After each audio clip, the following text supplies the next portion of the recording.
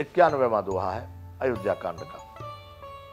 निषाद राज बड़े दुखी होकर के लक्ष्मण जी से बात कर रहे हैं कि कैकई नंदन मंदमते कठिन कुटिल पनुकीन जहि रघुनंदन जानकी सुख अवसर दुख दीन।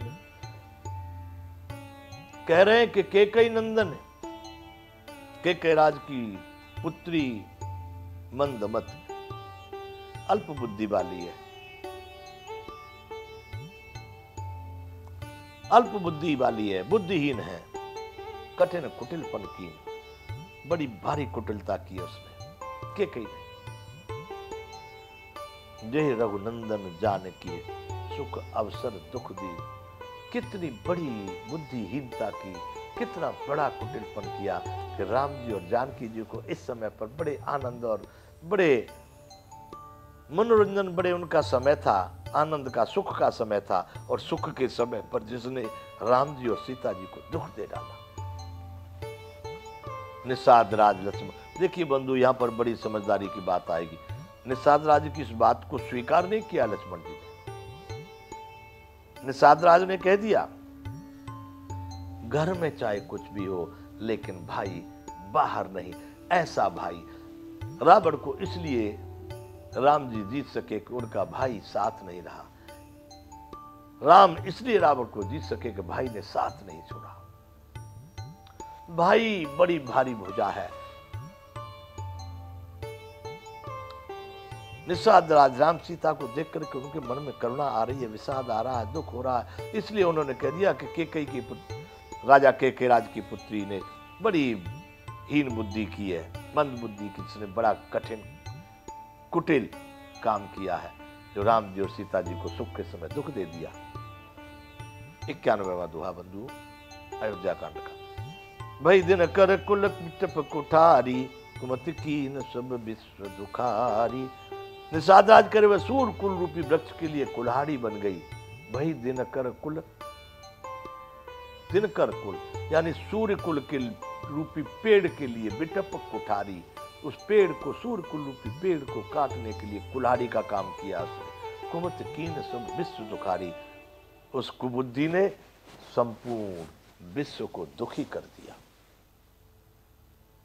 भयहु विषादु निषाद है भारी, राम सीय महे शयन निहारी। राम जी और सीता जी को धरती पर सोते हुए निषाद राज को भारी दुख हुआ और इस प्रकार की भाषा बोलने लगा। बंधुओं, लक्ष्मण जी को स्वीकार नहीं थी ये बात कि हमारे परिवार की, हमारी माताओं की, हमारे किसी की भी कोई निंदा करे, ये बाहर में नहीं होना चाहिए, उचित नहीं है। इसलिए लक्ष्मण जी ने तत्काल निषाद राज से बड़े प्रेम से, क्यों बड़ा सेवक है, बड़ा दुखी है राम को देख के, इसलिए बोल रहा। वो नहीं जानते कि कोई अपमान की भाषा बोल रहा, लेकिन परिवार में कोई फूट न हो, कहीं परिवार की निंदा न हो, ऐसा सोच करके लक्ष्मण जी ने बड़े अच्छे उत्तर यहाँ पर दिए। बंधु समझने जैसी बात है। परिवार में कुछ भी हो जाए, जिस राम ने कभी कैकई की निंदा नहीं की, कैकई को बुरा नहीं कहा, आज निषाद राज बुरा कह रहे हैं, लक्ष्मण जी जानते हैं इस बात को। तो बंधुओं, बोले लखनु मधुर मृदुबानी, ज्ञान विराग भगति रस सानी।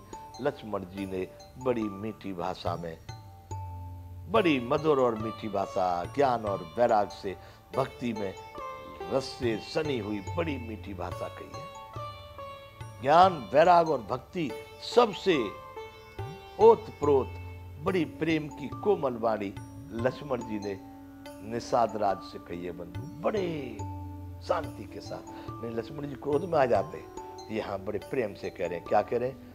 काहू न को सुख दुख कर दाता, निज कृत कर्म भोग सब भ्राता। अरे भाई निषाद राज, आप ये क्या विचार करें, ऐसा कुछ भी नहीं है। यहाँ किसी को सुख दुख का देने वाला कोई नहीं है, कोई नहीं, कोई किसी को सुख दुख का देने वाला नहीं है। सब अपने ही किए हुए कर्मों का फल भोगते हैं। अब यूं कहा जाएगा राम जी के कर्म का फल था जो भगोड़े बन को, अवश्य वही माना जाएगा, अवश्य वही माना जाएगा। मान लो दशरथ के पुत्र बन करके भी आए तो भी अकाट्य वचन है ये लक्ष्मण जी ने जो यहां पर कहा है कि काहू न को सुख दुख कर दाता। हे भाई, कोई किसी को भी सुख और दुख का देने वाला नहीं है। निज कृत कर्म भोग सब भ्राता, अपने ही किए हुए कर्मों का संपूर्ण भोग है। इसलिए भाई, जोग वियोग भोग भल मंदा, हित अनहित मध्यम भ्रम फंदा। योग यानी मिलना, वियोग यानी बिछुड़ना, भोग यानी संसार के जो पदार्थ हैं, भले बुरे अच्छे बुरे जो भी है, भोग भल मंदा, अच्छे या बुरे, भोग भल मंदा, अच्छा या बुरा, हित अनहित मध्यम भ्रम फंदा। हित और या अनहित, अच्छा करने वाले या बुरा करने वाले, मध्यम, या ये सभी क्या है बंधुओं, ये कुछ नहीं है निषाद राज।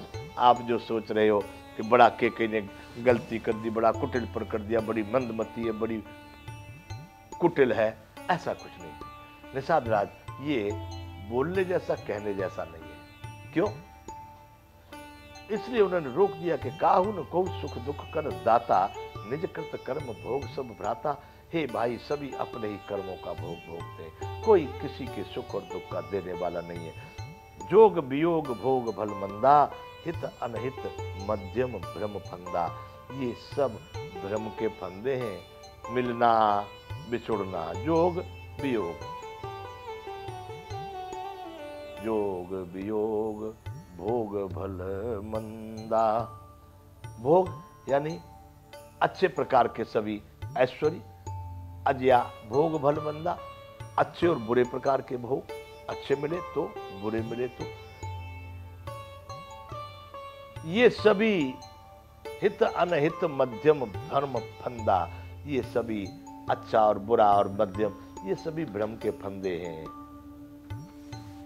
ये कोई भी शाश्वत नहीं है निषाद राज। कभी राम जी यहाँ पर सो रहे हैं तो इसका मतलब हो गया कि जन्म भर ही सोते रहेंगे। जरन मरण जहां लगे जग जालू, संपत्ति विपत्ति कर्म और कालू। जन्म मरण जहां लगे जग जालू, ये सब संसार का जाल है। आज यहाँ कल वहां, कभी राजा कभी दीन, कभी दुखी कभी भूखी, का ये सब जी कुछ नहीं है। अरे तुम नहीं जानते हो निषाद राज, राम जी क्या है तुम क्या जानो। ये सब राम जी के कर्मों का फल है, राम जी ही करवा रहे सब, दूसरा इसमें कोई भागीदार नहीं। हमारी माता को इस तरह का कहना तुमको अधिकार नहीं है निषाद राज, नहीं, के कहीं ने कुछ नहीं किया। जन्म मरण जहां लगे जग जालू, संपत्ति विपत्ति कर्म और कालू। ये सभी जन्म मरण जहां लगे जग जालू, ये सब संपत्ति विपत्ति कर्म और काल, जहां तक जगत के जहां तक भी जंजाल है, जहां भी आपका मन भी जाता है, ये सब प्रपंच है, ये सब जाल है। तुम ये सोचो कि बहुत बुरा के कुछ नहीं, के ने कुछ नहीं किया। धन धाम धनपुर परिवारू, सर्व नरक जहां लग व्यवहारू। धरती धर घर धन नगर परिवार स्वर्ग और नरक आदि जहां तक सब कुछ व्यवहार है। स्वर्ग नरक जहां लग व्यवहारू, स्वर्ग और नरक जहां तक कोई भी व्यवहार है निषाद राज, तुम के कई को दोष गलत दे रहे हो। ये सब क्या है बंधु? देखिए सुनिए गुनिए मन माही। निषाद राज, इसको भली प्रकार से आप देखिए, देखने से सुनने से और मन के अंदर विचारने में आते हैं। क्या है ये? देखिए सुनिए गुनिए मन माही, मोह मूल परमारथ नाही। ये सभी सरग नरक जहां लगे जग जालू, धरन धाम धन पुर परिवारू, जहां से कहते आ रहे सब देखने में सुनने में और गुनने में आते हैं, लेकिन ये है मोह की ही जड़, परमार्थ नहीं है। ये कोई पुरुषार्थ और परमार्थ नहीं, ये तो सब संसार का प्रपंच है। इसलिए बंधु, माता को दोष तुम नहीं दो निषाद राज, 92वां दोहा है बंधुओं अयोध्या कांड का। सपने हो भिखारी नृप रंक नाक पति हो जागे लावुन हाने कछु तिमि प्रपंच जिये जोय।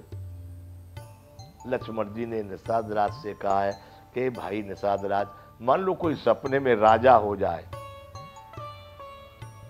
भिखारी, कोई भिखारी सपने में राजा हो जाए, रंक नाकपति हो, बड़ा नीच कंगाल कोई स्वर्ग का स्वामी बन जाए, नाकपति हो जाए, तो क्या जब वो जगेगा तो क्या होगा? जागे लाभ नहाने कछु। जब जगेगा तो रंक का रंक ही है, भिखारी भिखारी ही है। तिम प्रपंच जिए जो, वैसे ही निषाद राज ये संसार का सारा प्रपंच है।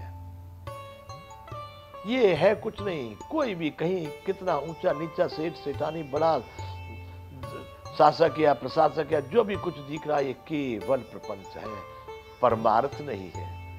सपने होए भिखारी नृप रंक नाकपति होए। जिस तरह से सपने में भिखारी राजा हो जाता है, रंक जो है स्वर्ग का स्वामी बन जाता है, जगने के बाद वो जैसे कहते सही है, कोई भी हानि लाभ उसमें नहीं है। हे निषाद राज, वैसे ही ये सारे जगत का, संसार का प्रपंच है, मोहजाल है, मायाजाल है, इसमें मत पड़ो और तुम किसी को दोष मत दो। बंधुओं, ये कथा आज यहाँ पर विराम करेगी, फिर यहाँ से आगे कथा चलेगी। लक्ष्मण जी का उपदेश मेरे जीवन में मुझे बिल्कुल आनंदित कर देता है, आप सब लोगों को भी अच्छा ही लगता होगा। बंधुओं, अब यहाँ पर विराम करते हैं। श्री रामचंद्र भगवान की जय। जय विश्व बंधु।